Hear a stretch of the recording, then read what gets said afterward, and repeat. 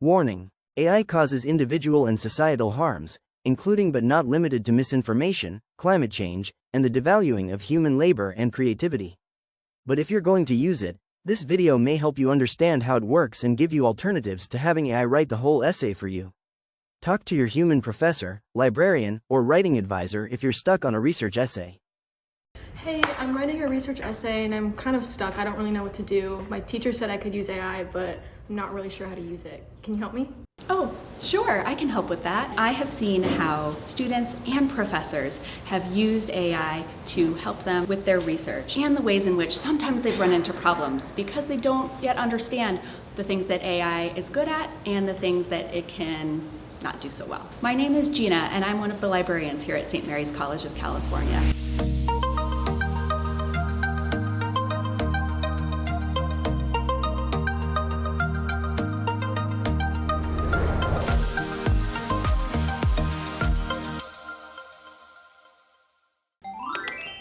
So when we say AI, what kinds of tools are we talking about and what can they do? Your typical chatbots like ChatGPT, Grok, Claude, these are what's called large language models, meaning they've been trained on vast amounts of text data to be able to generate human-sounding language. These days, of course, people use these chatbots for everything from coding to creating recipes to screenwriting. But should you use them for your research essay? First of all, you should know your basic free chatbot is not a search engine. It was not designed to retrieve information. Grok is not just a smarter Google. You might be surprised to find out that the lists of books and articles and websites that it generates for you, some of them probably don't actually exist. Trust me, your professors notice when your message board posts are written in beautiful prose, but get confused about which character actually died in the novel, or your analysis of 2 poems for seminar doesn't actually incorporate any of the discussions that you've had in class. Similarly, when you use your basic chatbot for research, it's just making stuff up that isn't actually grounded in the sources it's supposedly citing. So, how can you use generative AI to help with your research? One way is finding sources. Maybe if you've searched and searched and you can't really find any sources that get at the ideas you want to talk about, you could ask a chatbot to recommend some sources that might be relevant to your topic.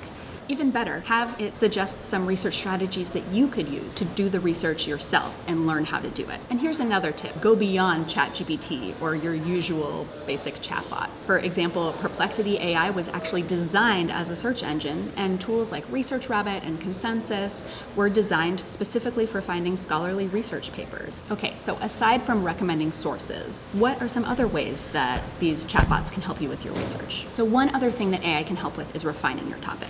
If you're struggling to find sources, it might be because your research question needs a little more work.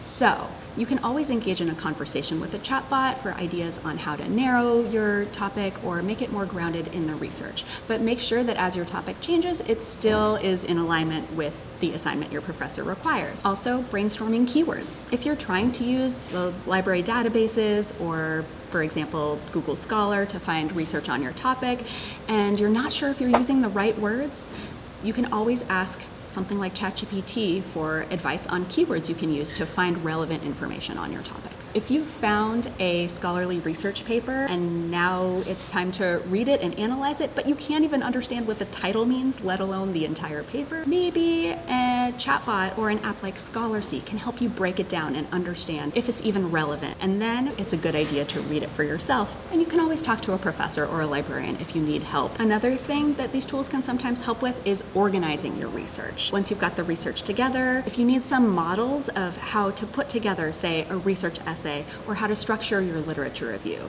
maybe ChatGPT can help with that. However, it's important that you understand the structure of your essay and then it comes from your own thinking. It's the process of putting together that outline that will help you figure out how the research tells a story. Another thing you can use these AI tools for is as a sort of conversational partner. It's still there for you to engage in a conversation about your topic or your essay. Of course, it's a flawed and not a human conversational partner, but it can be a good way to just sort of get your ideas out there and think about alternative approaches to your topic.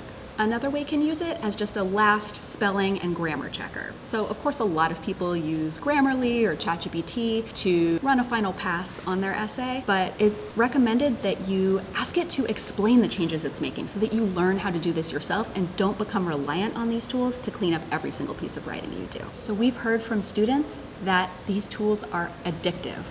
Once you've asked ChatGPT to help you generate an outline or write a paragraph or even write your whole essay for you, it can feel so easy to just go to that click of a button rather than doing the work yourself. Really think realistically about the things that you can add with your own ideas and your own insights and the learning process. Maybe don't open this Pandora's box if you feel like you won't be able to close it again. Another thing you should know is that training these models requires huge amounts of energy to both power and cool these data centers that are operating them. So the next time you use ChatGPT, think about how it might be contributing to your carbon footprint. Also, who you cite matters and whose information you include matters. And AI has shown gender and racial bias in a number of different contexts. So before you use it to come up with your sources, think about if these are the only sources and voices worth including in your own writing.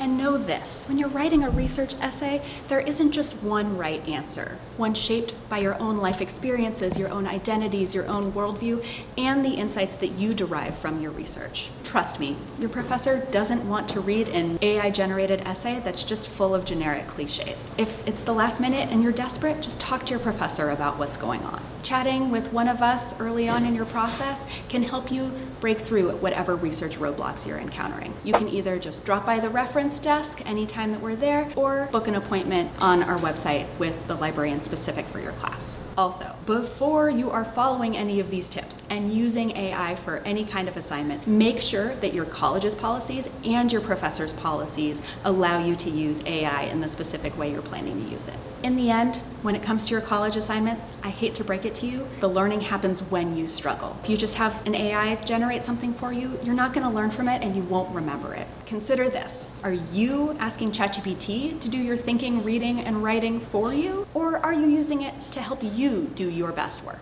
Thanks for watching. And remember, we human librarians are here for you no matter what kind of research project you're embarking on. Happy researching.